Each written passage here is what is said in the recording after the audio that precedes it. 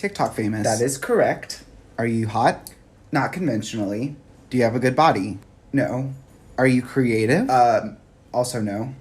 Are you so fucking basic that anybody and everybody can relate to you? Yeah, that's the one.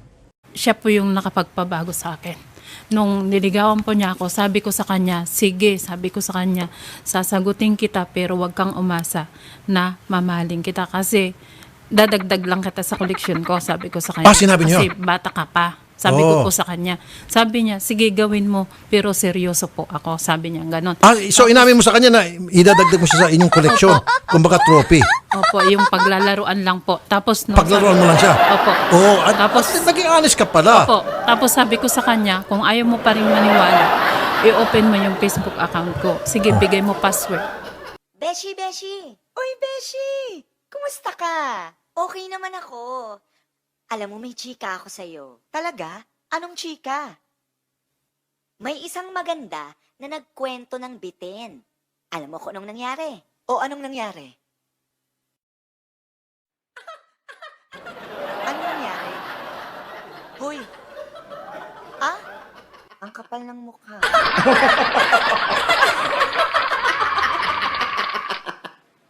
Pero ang atensyon ko sa pamilya pa rin. Maglalaki man ako ng ilang lalaki. Nandun pa rin yung pamilya ko. Ayaw niya. Gusto niya, siya lang ang atensyon ko. Hoy, hindi pwede, hoy.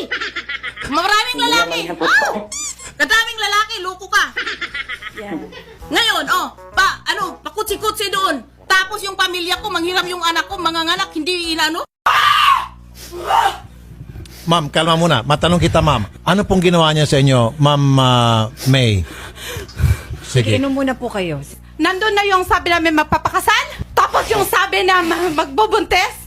We spend 500,000 to get pregnant. Pero ang masakit doon, don't pick that because you're not a liar like you. Pinangakuha niya ko kayo pakasalan. Yes, sir. Tapos, sir, yung mga fruits na padala ko, dyan sa babae na yan napunta. Pangalawa, may Arabic food ako na galing sa Saudi Arabia. Even one piece of that. Dyan sa babae na yan nakita ko. Even the chocolate, everything, even my perfume. Pilipina ka rin. She is not involved with that. Sampang babae. Huwag kang mag-iyak.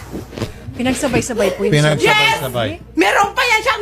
When you die, you don't know you're dead.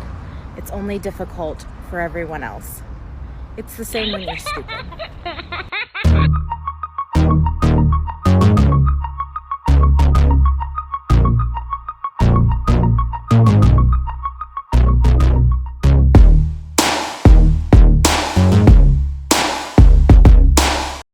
New challenge. Watch this thing crawl across your face and try not. When I die, I want my last words to my family to be, I left $1 million under the...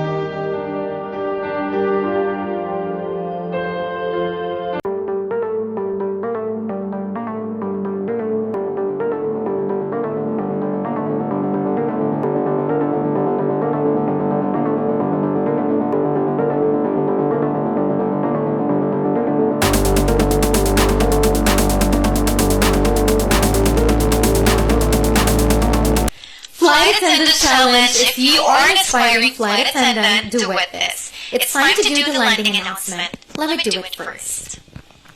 Ladies and gentlemen, we have just landed at Ninoy Aquino International Airport. Cebu Pacific Air welcomes you to Manila.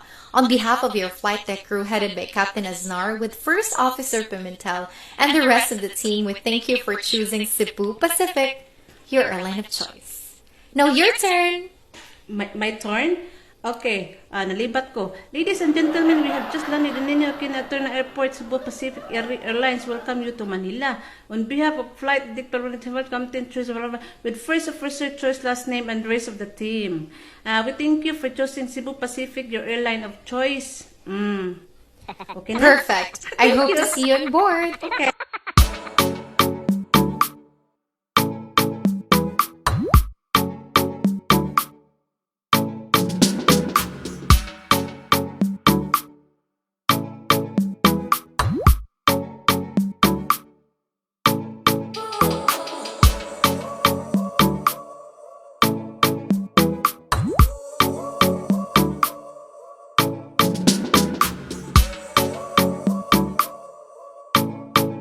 Reply when you're asked, why did you leave your previous role in an interview? You want to be truthful but not say anything that could reflect badly. So don't say, I hated my old boss, my old job was boring, or I want more money. Instead, keep it professional and focused on you. For example, I'm looking for better career prospects and opportunities for professional growth. It wasn't aligned with my longer-term career goals. I'm looking for new challenges at work that align to my strengths. I was no longer finding the work fulfilling. My company was restructuring, so it's an opportunity for change.